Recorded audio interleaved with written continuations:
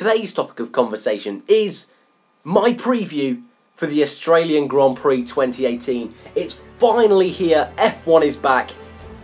Fantastic news. Let's get into our first ever Formula 1 preview on this channel. I mean, it's been a long time coming. We finally made it. We've got through testing and now we're here. Practice was this morning and it was fantastic to see all the new cars finally on the circuit. And what I'm going to do today is do a quick rundown of the weekend so far, any news coming into the Grand Prix, and eventually my predictions for the first race of the 2018 season. So let's just crack on with it. And the big news, off the track this is that not only have we got a new song for Formula 1, but we've also got a new intro. Now, obviously for copyright reasons,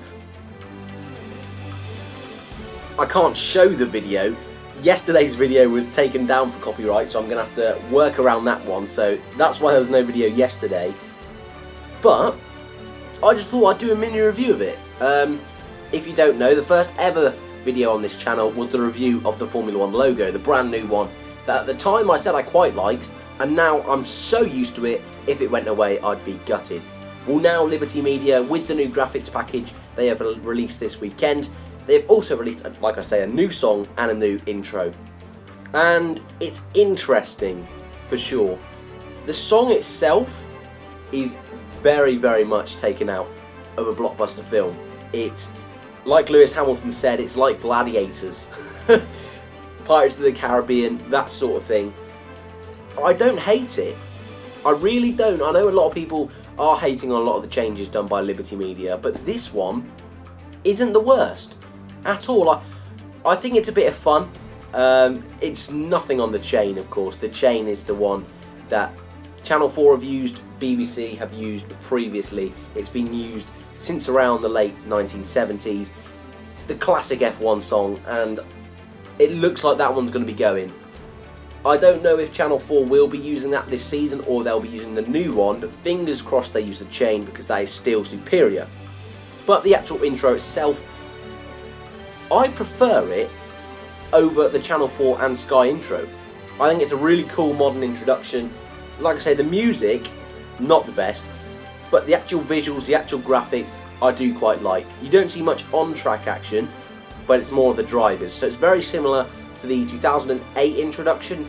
That was a lot of driver images, and the song is definitely better than the Moby Lift Me Up that was on the 2008 one. But like I say, it's little changes like this that Liberty have done that, yes, it does split the fan base, unfortunately, but I don't dislike. So that's that story out of the way.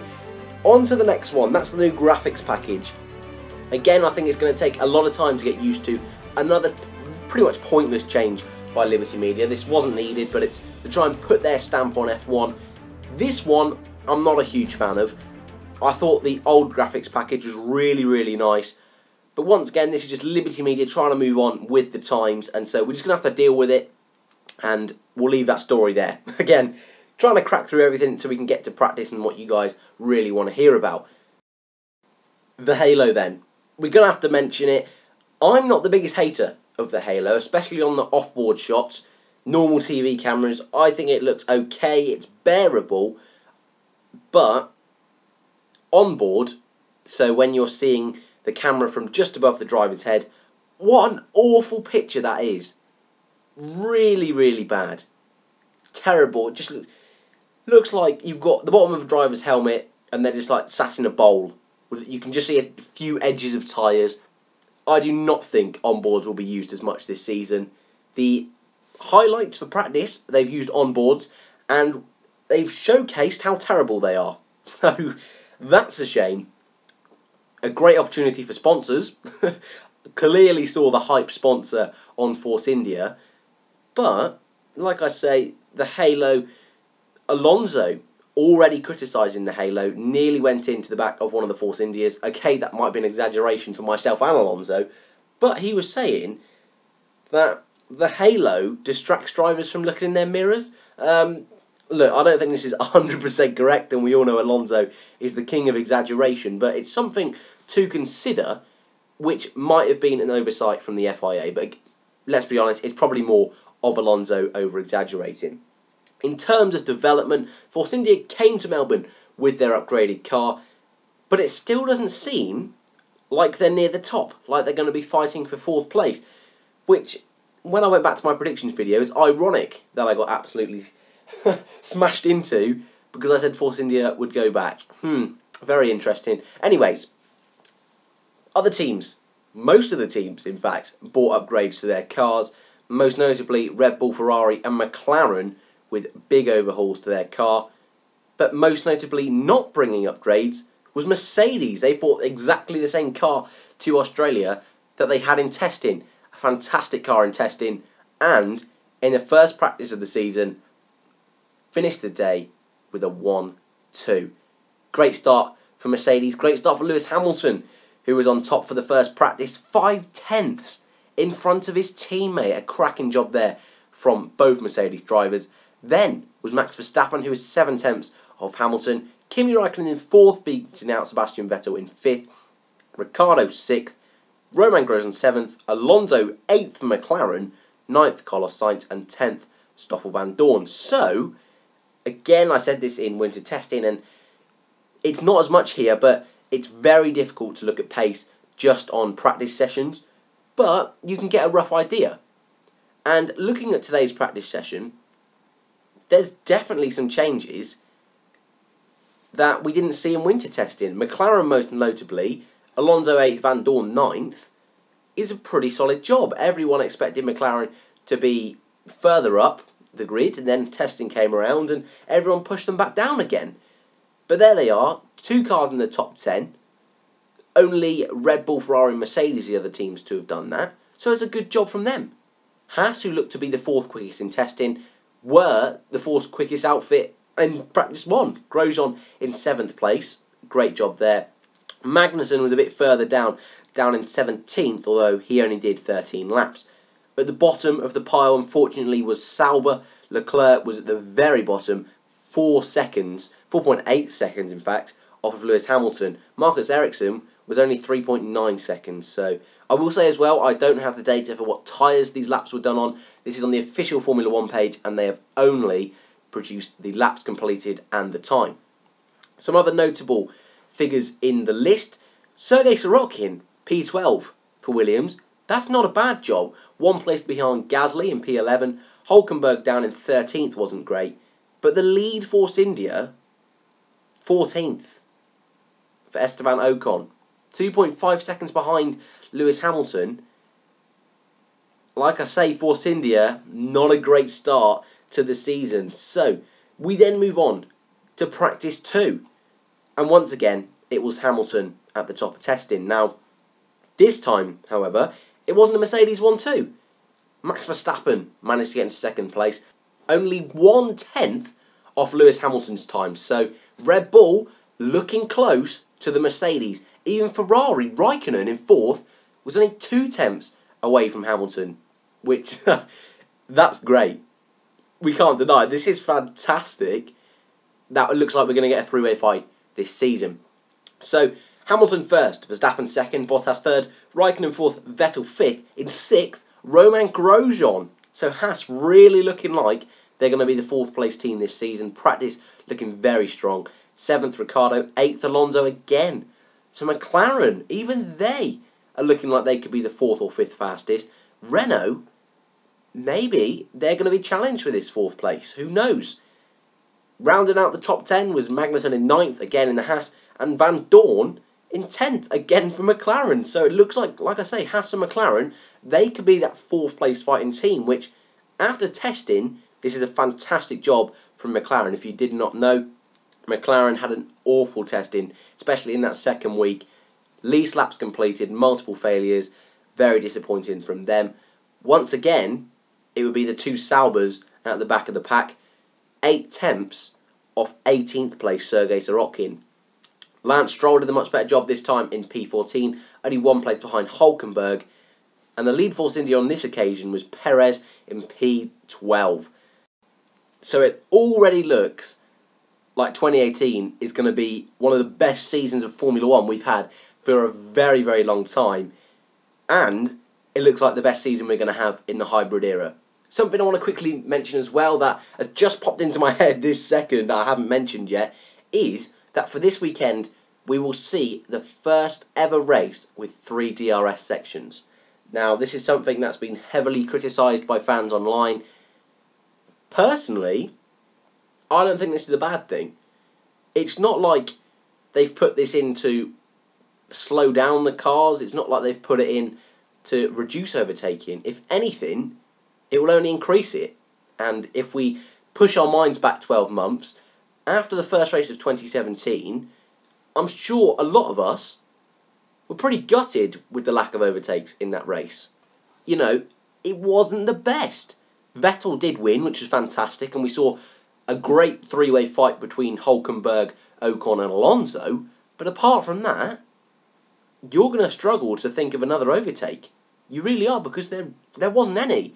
And if you think right to the beginning of that season, that was the season where in Russia we had no on-track overtakes. And so that's what this extra DRS section is only going to do. We heard last season that if you want to overtake a car, you've got to be about a second faster. And the DRS is only going to help that. And on a track like Australia where it is difficult to overtake, personally, I don't have an issue with it. But in future, I wouldn't like to see it. You know, I'm not a huge fan of the DRS in general, but while we've got these aero regulations, it's only going to help. But like I say, in an ideal world, we shouldn't have to have DRS in the first place.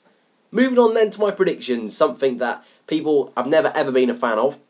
And I might win back a few people this weekend. So, going into the weekend before today, I was thinking, oh, Ricciardo, he looks like he wants it this weekend. The car looks good. That home support always helps. But this morning, after practice, we found he's got a grid penalty for speeding under red flag conditions in practice 2. So, for me, that's going to drop him out of contention. So what I'm going to do is do a top 5 and my prediction for the driver of the day. So, to win the race, I'm going to say Valtteri Bottas. So, something a bit left field. Bottas hasn't quite looked as quick as Hamilton, but I think Bottas could do it. He needs to prove his haters wrong, and, well, I do love a bit of a wild guess. I can't deny, but I don't know, I think part of me just wants it to be a bit different. You know, I don't want Hamilton or Vettel to run away with it, and Bottas, this could be his year. Despite at the beginning of the season me predicting him further down, Australia, I think, strategy could go his way. We're looking at a wet qualifying, so anything could happen there. And so my prediction for the winner is going to be Valtteri Bottas. In second, I'm going to go with Max Verstappen.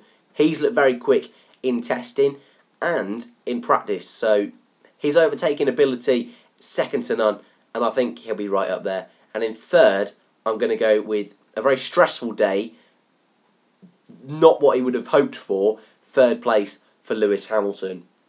I think Vettel will be fourth, Raikkonen fifth, and I'm going to go with Alonso sixth.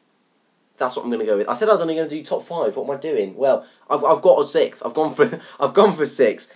I think Ricciardo will have issues, especially with that 3-place grid penalty. That's never going to help. And despite 2014, when he got on the podium and then was stripped off, he has struggled here, and it's something that Aussies have always had bad luck with. He's obviously tipped to be world champion in my opinion, but I don't think it'll be a great weekend for Ricciardo. So, Bottas, I've predicted for a race win. Didn't expect that going into this video, but that's what I feel like right now. So that's what I'm going to go with. Valtteri Bottas to take the lead for the championship for the first time in his career. And driver of the day, that's an interesting one. I mean, if you're going to be a betting man, you've got to give it to Max Verstappen. The man pretty much is the driver of the day award. But I'm not going to, in this prediction, I'm going to do who I think will be driver of the day. And then when I do my actual race review, I won't do the official driver of the day. I'll do who I think. So I'm going to go with Max Verstappen. I'm going to go with Max Verstappen anyway. Really fired up he seems to be for this season. Looks hungry for more wins. He looks hungry for more podiums. And I think he's just hungry for a fight in general. Even the wins he got last season were pretty plain sailing, really. Not any huge fights. And I think that's what he wants. He wants to earn wins. Like his first ever win in Spain 2016. So, Max Verstappen is going to be my driver of the day. So, I can't help myself, can I? I've gone with a controversial prediction, but that is the end of the Australian Grand Prix 2018 preview. What are your predictions? Chuck them down in the comments below. Oh, actually, who am I going to predict for pole position? That's a good thing. Lewis Hamilton. That's going to be my prediction for pole position. So, in the comments, guys, I want to see who you think is going to get pole position, who's going to be that top 5, who's going to be driver of the day. Also, if you've got any questions, we do a weekly mailbox now, a weekly Q&A. I'll be going through all the videos in that week, scrounging through the questions that you guys have, and I'll be answering some of them in that video. And if not, I'll be answering them down in the comment section below. But as always, guys, I hope you've enjoyed. Like, subscribe, thanks for watching, and I'll see you in the next one.